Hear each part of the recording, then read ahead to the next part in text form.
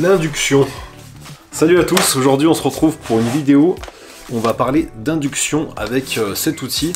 La dernière fois en fait j'avais fait une petite table en tenségrité avec le poste à souder qui est là. Donc j'avais fait la vidéo avec ce poste à souder de la marque Weber. Ils m'ont envoyé également cet appareil que je n'ai pas eu encore l'occasion de tester. C'est un appareil pour chauffer par induction. Donc nous on va le tester aujourd'hui pour essayer de forger avec ça. Parce que je sais pas si c'est possible, donc on va voir ça en vidéo. Donc voilà comment ça se présente, c'est dans une mallette. Donc là on peut par exemple défaire des écrous rouillés, des écrous grippés, en les chauffant. Donc là ils disent de pas les faire chauffer à rouge les écrous. Mais on va voir si c'est possible pour notre histoire de forge. Donc on a plusieurs accessoires avec, tout dépend ce qu'on va chauffer. Bon allez c'est parti, j'ai branché l'appareil. Premier essai. Donc là j'ai mis du carré de 10 par 10. Carré plein de 10 par 10. Et ben allez je vais appuyer, on va voir ce que ça donne. Alors j'ai jamais testé ce genre d'outil. Il y a un voyant qui s'allume quand on appuie. Il y a la petite ventilation qui se met en route. Ok, allez, c'est parti.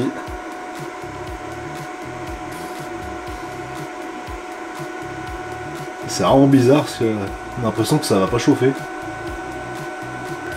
Alors je sais pas si j'ai pris le bon diamètre de l'accessoire. Donc là bon, là on peut plus y mettre la main, c'est super chaud. Ça prend un petit peu de temps par contre, ça n'a pas rougi comme je l'espérais. Allez c'est parti, on va faire un essai en noir. C'est assez perturbant parce que quand on fait ça on a l'impression que ça chauffe pas. Donc il n'y a pas de flamme, il n'y a rien qui se dégage.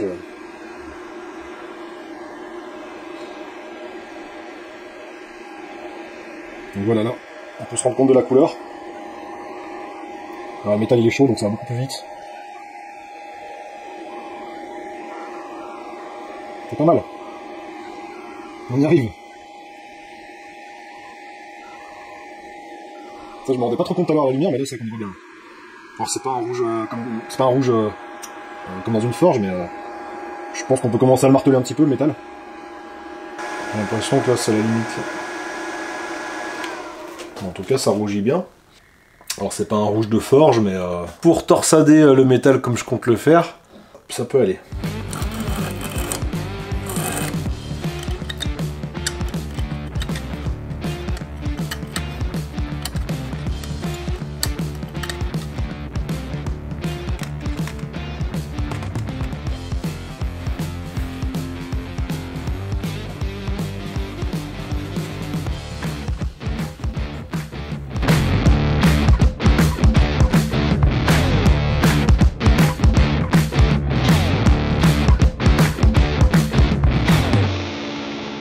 Bon ça y est, j'ai fini les découpes, voilà ce que ça donne. Bon j'ai pas été très régulier mais bon, j'aurais dû y faire la petite meuleuse en fait, parce qu'avec la grosse meuleuse c'est pas pratique.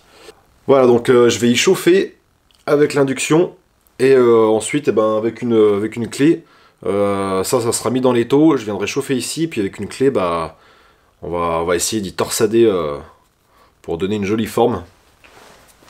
Allez c'est parti. Donc là j'ai mis 7 embouts. Il vient pile autour, sans toucher.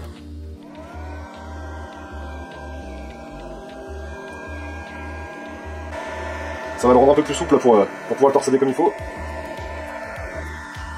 Ah, c'est assez rapide, là, vu qu'il y a les ailettes, ça diffuse bien la chaleur pour les petites ailettes que j'ai coupées. Ah, c'est nickel comme ça. Là. Impeccable. Et juste en bas, vu qu'il y a les taux qui récupèrent un peu de chaleur, un peu plus de mal. Putain, c'est top.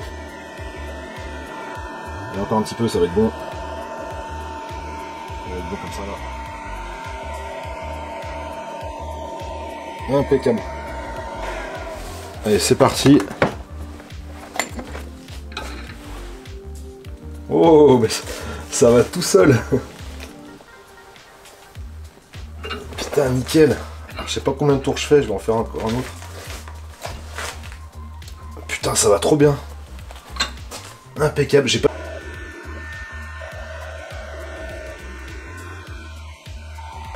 Ah, ça marche bien n'empêche, hein. Franchement c'est pas mal. Hein.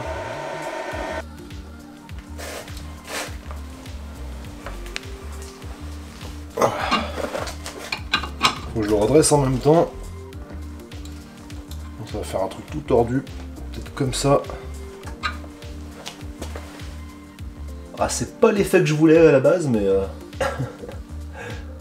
Ah, donc là, il y a un voyant.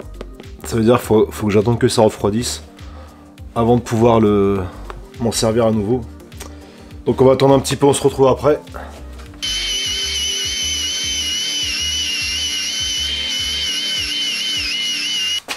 Bon, je viens de passer un petit coup de meuleuse, voilà, avec une brosse métallique pour adoucir le métal. Là, ça refroidit, le voyant il s'est éteint. Voilà, ne jamais manipuler, changer l'embout et tout pendant le refroidissement ou quand c'est branché. Hein. Très important, sinon ça risque de griller. Donc là, je vais chauffer le bout du carré ici. Et pour y aplatir, je vais essayer de faire un décapsuleur. Donc je sais pas si j'ai assez de matière ici, mais ça se tente. Donc allez, c'est parti. Par contre, voilà, je suis pas équipé. J'ai pas d'étau. Enfin, j'ai pas de, comment ça s'appelle, j'ai pas d'enclume. Voilà, j'ai juste le truc de, enfin l'enclume de l'étau, mais c'est pas une vraie enclume. Je vais essayer de me débrouiller avec ça et on verra ce que ça donne.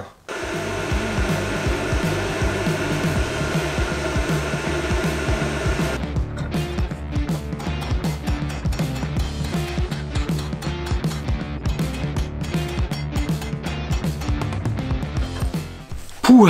Bon, avec l'étau, c'est pas possible.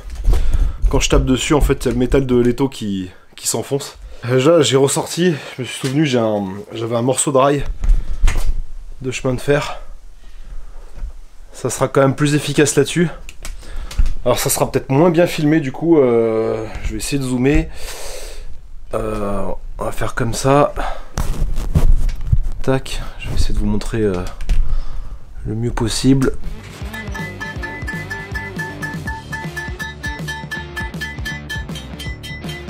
Bon, après plusieurs heures à avoir tapé au marteau pour forger ce décapsuleur, ça y est, il est fait. C'est pas mal, hein? Et ben non, en fait, ça a foiré. Voilà les limites de la forge par induction. Donc voilà, j'avais fait cette pâte, elle a cassé ici, mais de toute façon, j'arrivais pas à l'écraser plus. Voilà, je suis pas équipé pour forger, c'est pas une forge non plus. Là, aujourd'hui, j'ai fait un peu n'importe quoi avec cet outil. Voilà, mais c'était pour le délire, pour voir ce qu'on pouvait faire quand même avec l'induction. Donc voilà, là j'ai juste un petit peu martelé ici. Ensuite j'ai fait chauffer à plusieurs endroits le métal. Et ça donnait des nuances de couleurs. Donc je trouve ça plutôt joli. Là on a un beau bleu ici. La soudure ça l'a fait ressortir en jaune doré. Donc je trouve que c'est plutôt sympa des couleurs comme ça. Donc voilà le décapsuleur, bon j'ai juste mis un coup de marteau ici pour que ça puisse décapsuler. Voilà, en tout cas j'espère que cette vidéo elle vous aura plu. Je vous mets un lien avec un code promo. Voilà, je les ai contactés, Wever, et ils m'ont donné un code promo, donc je vous le mets en description si ça vous intéresse. Alors par contre, voilà, hein, je répète, hein, c'est pas pour forger normalement. D'ailleurs, par rapport au temps de refroidissement, voilà, faut attendre quand même un bon moment avant que ça refroidisse à chaque fois. Donc après, on peut forger peut-être des petits trucs, des petites tiges en métal ou du métal fin. Bon là, du carré comme ça, c'est un peu compliqué. Alors par exemple, comme sur cette araignée que j'avais fait à l'époque, bon j'avais chauffé avec un petit chalumeau, ça aurait été pratique pour des petites tiges en métal comme ça. À l'induction, en quelques secondes c'est rouge, on peut marteler le métal, donc ça, pour des petites sculptures comme ça peut être pratique. C'est fait pour à la base pour desserrer des écrous. Donc voilà, faut pas utiliser plus de 2 minutes, pas rester appuyé plus de 2 minutes. Sinon ça abîme la machine. Et ensuite bien laisser refroidir. Surtout ne pas débrancher, comme je disais tout à l'heure, surtout ne pas débrancher pendant le fonctionnement ou la phase de refroidissement. Voilà, tant que le voyant il est allumé, faut surtout pas débrancher, hein, faut bien attendre qu'il s'éteigne. Ensuite débrancher la prise et après on pourra changer l'accessoire. Donc on en a deux en 30 mm, 2 de 40, 2 de 50. Ça doit être les spirales. On a 2 pièces. Bon, il n'y a pas de time. À vue d'œil, ça doit faire 40. Donc voilà tous les accessoires. Ah, on a ça aussi, je l'avais pas vu. Donc voilà. Il y a celui-là aussi là, que j'avais laissé de côté pour qu'il refroidisse. Bon voilà, ça fait partie des petites vidéos des petits délires que je me fais de temps en temps. Voilà, bon là j'avoue c'est pas un chef-d'œuvre le truc. Bon allez, on va tester si au moins ça fonctionne. Et sur ce je vous laisse, à plus, ciao.